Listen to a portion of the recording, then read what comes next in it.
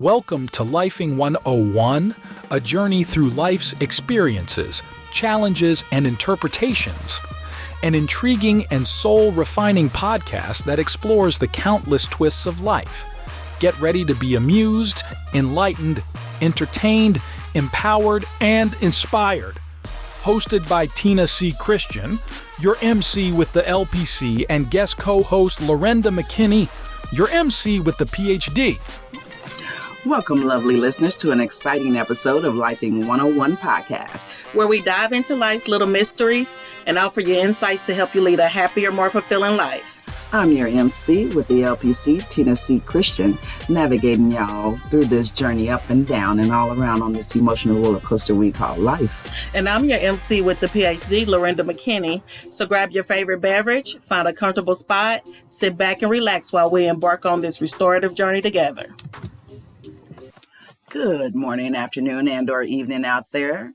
Today we're celebrating the unity and success of the African American community. Okay, let's dive into the stories, strategies, and inspirations that have moved our community to new heights. We're here to amplify the voices of community leaders and business tycoons and learn how they are changing the game. In this episode, we have a remarkable guest, someone who incorporates the essence of unity and success.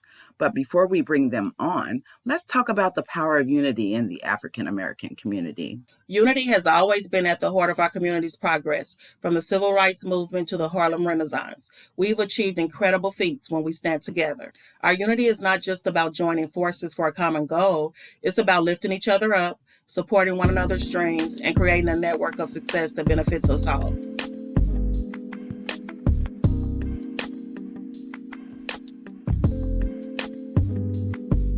Today's guest is a model of unity. They've not only achieved success, but have also made it their personal mission to empower others within our community to do the same. Without further ado, let's welcome Renee Love to the podcast.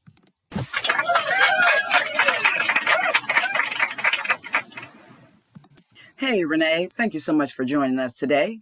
Can you start by telling us a little about yourself, as well as your journey and how unity played a role in your success?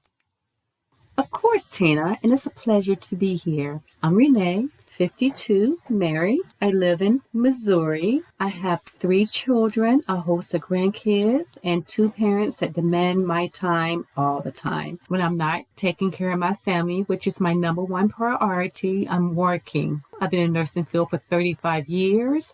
I've done everything from nursing to social work to running foster homes. A lot of nurturing going on there.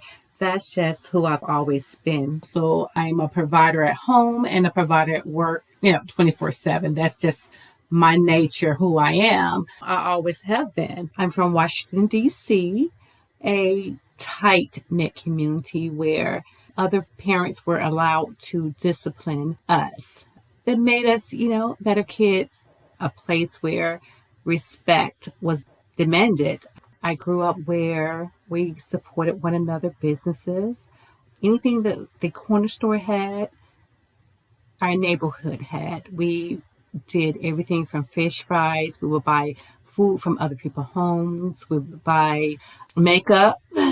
We would support the neighbor that's selling Girl Scout cookies, whatever it was. The flip-flop lady, the candy lady, whatever it was, we did that. And we also kept the money in our community doing that. Everyone took care of their own. We had Sister Kay frying fish. We bought food from her. We had Sister Sally doing hair. We got our hair done in the kitchen. And whatever our neighbor was doing, we supported that.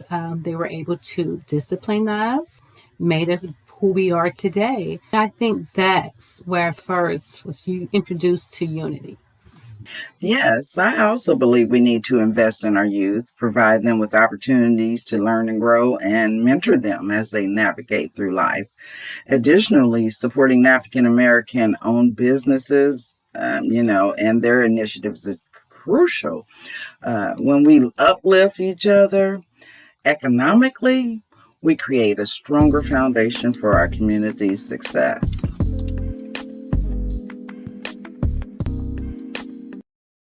Renee, that's incredible to hear. Can you share some specific instances where Unity made a significant impact on your career? I will have to start from the beginning when I first decided to change career paths. The Unity started from just, my children saying, hey, Mom, go for it. Let's do this. Going into nursing school, it was only two African American girls in class. It was me and another young lady. And, just self-talk. We stand motivated, trying to just get through nursing school. I mean, as the, African American woman, there are a lot of issues that we face more than, any other race. So, Unity starts there. It doesn't always have to be financial, but I can remember starting a business where I met a young lady at the licensure place, and she was starting up her business, and I was talking myself down because at that moment I didn't feel like I could do this. She pretty much gave me resources about funding, where to go, where to start, how to prepare myself. Just that positivity alone led me to go ahead and start my first business. I had family members who donated. Absolutely. I remember when I first started my first business, I faced, a number of challenges as well, from securing funds to finding the right resources. It was through family support and through networking within the African American business community that I found mentors and collaborators who believed in my vision. They provided me with the guidance and resources that I need to turn my dreams into reality. Renee, your journey is truly inspiring, and it highlights the importance of building a strong network within the African American community. But let's not forget that Unity also extends beyond entrepreneurship. It's crucial in education, social justice, and more. One powerful example of unity in the African American community is the civil rights movement.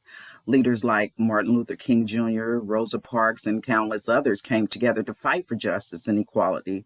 Their unity, resilience, and unwavering commitment to the cause changed the course of history. And it's not just historical movements. We see unity at work in today's activists and organizations, tackling important issues like police brutality, systematic racism, and education disparities. The power of our community coming together to demand change is truly awe-inspiring.